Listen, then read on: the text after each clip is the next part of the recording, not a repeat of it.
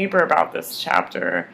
She says Ezekiel 23:20 in my Bible in French is not altered yet.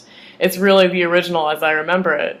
But in any case, do you have to be Mandela affected to see that a verse in the Bible can go to what I wrote earlier? To then she lusted after her lovers whose genitals were like those of donkeys and whose emissions was like those of horses. I am so sick of saying that new changed verse, let me tell you.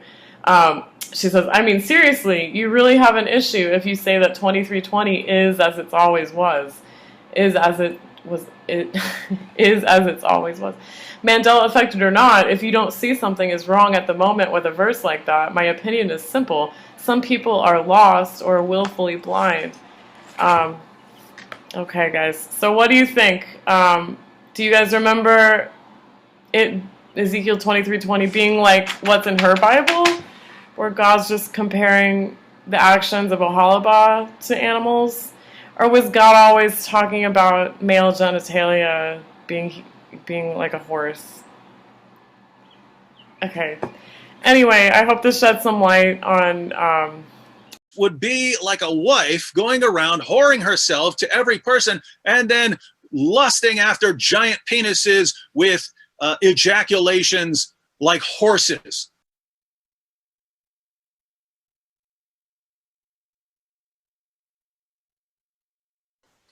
So I'm going to read it first in the ESV. It tones it down a little bit. Then I'm going to read it in some other translations. But it's Ezekiel 23, and it's really all throughout there, but I'll start in verse 18. When she carried on her whoring so openly and flaunted her nakedness, even just thinking about that, I turned in disgust from her, as I had turned in disgust from her sisters. Yet she increased her whoring, remembering the days of her youth, when she played the whore in the land of Egypt, and lusted after her paramours there, whose members were like those of donkeys, and whose issue was like that of horses. Thus you longed for the lewdness of your youth, when the Egyptians handled your bosom and pressed your young breast. Very graphic. Now let's look at the CSB, the CEB, and the CJB. These are different translations here at Bible Gateway. Lusted after their lovers, whose sexual members were like those of donkeys, and whose emission was like that of stallions. She lusted after their male consorts, whose sexual organs were like those of donkeys, and whose ejaculation was like that of horses. Yes, she lusted after their male prostitutes, whose members were like those of donkeys, and who ejaculate stallions.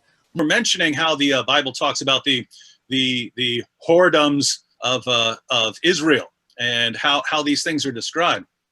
I'm guessing you were thinking of Ezekiel 23, right? Where God actually compares Jerusalem, the tribe of Judah, the people who are still there, to a woman who's been taken care of by her husband, but she commits so much harlotries that she starts lusting after people with penises as big as donkeys and ejaculations like horses. Now, human beings are visual creatures. If I tell you right now, don't think about a skunk, an image of a skunk is probably going to pop into your head. It's going to, as soon as I say skunk, you tend to think of a skunk. Now, when this is being preached by a prophet to the people, that this is the word of, this is what God is saying to you. You people, and what you're doing, turning away from me and going and lusting after false gods, would be like a wife going around whoring herself to every person and then lusting after giant penises with ejaculations like horses. Now, that is putting images into your head. And guess what? God could have shared that message with the people in a lot of different ways that would have been a lot nicer and wouldn't have evoked those kinds of images in people's minds. But of all the ways that he could have got this message across, he did it in the most revolting, horrifyingly bad, awful way you could ever dream of.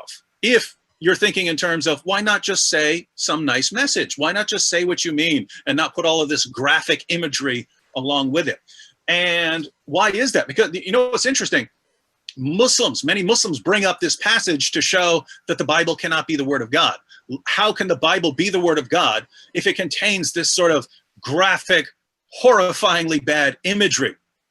And guess what? Didn't God know that Muslims all these years later would be using it to attack the Bible? And yet he did it anyway. He thought it was that important to get a message across. Why? If you look at what was going on and the path that the northern tribes and then the south went, if you look at what they went through, they needed to hear something like this. In other words, Muslims say, this is the most disgusting thing that anyone could say. Yeah, it's supposed to be the most disgusting thing you can imagine. It's supposed to be revolting. It's supposed to horrify you at the thought of it. Because then the message is, and this is what you guys are doing when you go after false gods. So God... Oh, go ahead. I'm going to read the passage when you're done. So God wanted to sear this message into their minds. And the response, of course, is, well, that's God and the prophet. That's not you guys. Well, there are certain things that God does, and we can't derive a principle for us to go out and think. Like if God sends a plague, I don't say, oh, let me go send out a plague. There are certain things that God does in the Old Testament that I'm not going to do. But that's God conveying some message in a way that he believes is going to be most effective in reaching people with that message. So I think there are principles that we can draw there. Namely, that no, you don't normally want to go around talking like that, and God doesn't normally go around talking like that. But there can be an extreme situation where people, through complete hardness of heart, and the next step is just complete judgment on them, that God gives them the ultimate warning to sear into their minds the imagery. And guess what? If I believe we're in a similar situation now with Islam, and I believe we're in a similar situation where the next step is going to be very bad unless some serious information gets burned into some people's minds, why would I not take a similar approach?